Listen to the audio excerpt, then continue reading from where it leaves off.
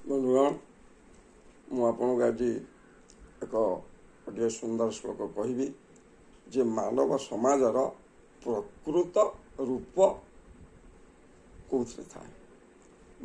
ମନୁଷ୍ୟର ପ୍ରକୃତ ରୂପ କ'ଣ ବା ପ୍ରକୃତ ସୌନ୍ଦର୍ଯ୍ୟ କ'ଣ? ଆଗେ ଶ୍ଲୋକ ଶୁଣନ୍ତୁ।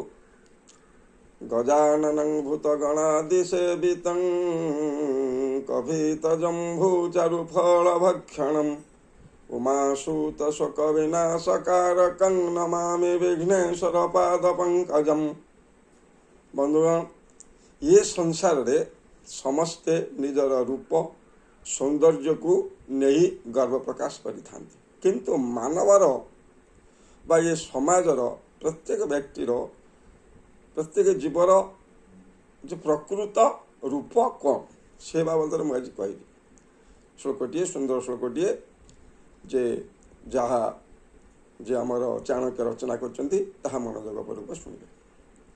କୋକିଳାଣାଂ ସୁରଂ ରୂପ ନାରୀ ରୂପଂ ପ୍ରତିବ୍ରତା କୁରୂପାଣାଂ ରୂପଂ ବିଦ୍ୟା କ୍ଷମା ରୂପଂ ଗୁଣୀମତା। କ'ଣ ସେ କହିଲା? କୋକିଳାଣାଂ ସ୍ୱରଂ ରୂପ। ବହୁତ ଗୁଡ଼ିଏ ପକ୍ଷୀ ଦୁନିଆରେ ଅଛନ୍ତି, କିନ୍ତୁ ସବୁଠାରୁ ଅସୁନ୍ଦରିଆ ପକ୍ଷୀଟିଏ ହେଲା କୋକିଳ। କିନ୍ତୁ ତାକୁ ଜନସମାଜରେ ସମସ୍ତେ ଭଲ ପାଆନ୍ତି କ'ଣ ପାଇଁ? ତାର ମଧୁର ସ୍ୱର ପାଇଁ। ତେଣୁ ଏଠି ରୂପ ଆସିଲା କି ତାର ସୌନ୍ଦର୍ଯ୍ୟକୁ କେହି ଭଲ ପାଇଲେ କି? କାହାକୁ ଭଲ ପାଇଲେ? ନା ତାର ସୁନ୍ଦର ରୂପ ପାଇଁ, ସୁନ୍ଦର ସ୍ୱର ପାଇଁ। ତେଣୁ ଶୋକାକାର କହିଲେ ଏଠି ସୁନ୍ଦର ରୂପର କିଛି ଆବଶ୍ୟକତା ନାହିଁ, ସୁନ୍ଦର ଗୁଣ ଥିବା ଦରକାର। ସୁନ୍ଦର ଗୁଣ କ'ଣ? ତାର ସୁନ୍ଦର ଗୁଣ ହେଲା ତାର ସ୍ୱର। କୋକିଳାଣାଂ ସ୍ୱରଂ ରୂପ, ସେଇଟା ତାକୁ ସୁନ୍ଦର ରୂପରେ ପରିଗଣିତ କଲା, ତାର ସ୍ୱର। ନାରୀ ରୂପଂ ପ୍ରତିବ୍ରତା, ଯଦି ସୁନ୍ଦରୀ ନାରୀ ହୋଇ ଯେ ସ୍ୱାମୀ ସେବା ପରାୟଣୀ ନୁହେଁ, ତାହେଲେ କି ପ୍ରତିବ୍ରତା ନୁହେଁ, ତାହାର ସୁନ୍ଦରପଣର କ'ଣ ଅଛି? ଯଦି ଅସୁନ୍ଦରୀ ନାରୀଟିଏ ଯେ ପ୍ରତିବ୍ରତା ହୋଇପାରିଲା, ସ୍ୱାମୀ ସେବା ପରାୟଣୀ ହୋଇପାରିଲା, ତାହେଲେ ତାର ସେଇଟା ହେଲା ରୂପ।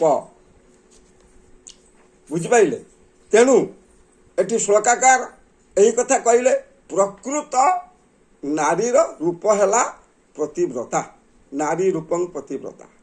କୁରୂପାଣାଂ ରୂପଂ ସ୍ୱର ଯେ ବିଦ୍ୟା, କୁରୂପାଣାଂ ରୂପଂ ବିଦ୍ୟା। କୁରୂପାଣାଂ ରୂପଂ ବିଦ୍ୟା କ'ଣ? ଯେ ଅସୁନ୍ଦର ଲୋକଟିଏ ତାର ସେ ବିଦ୍ୟା, ତାକୁ ସମସ୍ତେ ଆଦୃତ କରିବେ, କିନ୍ତୁ ବହୁତ ସୁନ୍ଦର ଲୋକ ଦୁନିଆରେ ଅଛନ୍ତି, କିନ୍ତୁ ତାକୁ କେହି ପଚାରନ୍ତି ନାହିଁ, କାରଣ ତାଙ୍କର ଗୁଣ ନାହିଁ, ବିଦ୍ୟା ନାହିଁ।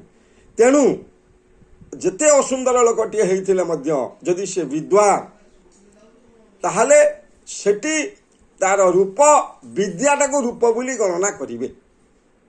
ତେଣୁ ଲୋକ ସମାଜରେ ସେ ଆଦୃତ ହୋଇପାରିବ।